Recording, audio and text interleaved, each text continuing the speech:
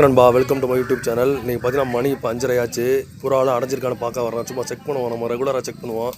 பார்த்தீங்கன்னா மேலே 2 புறா வந்துருக்கு, கீழே கட்டிங் மூணு வழியில் வந்துருச்சு.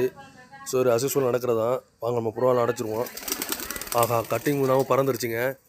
பறந்து எல்லாம் போய் மேலே உட்காந்துருச்சு. எந்த புறாவுமே அடையில. ஆக்சுவலி இந்த டயத்தில் மணி 5:30 ஆச்சு.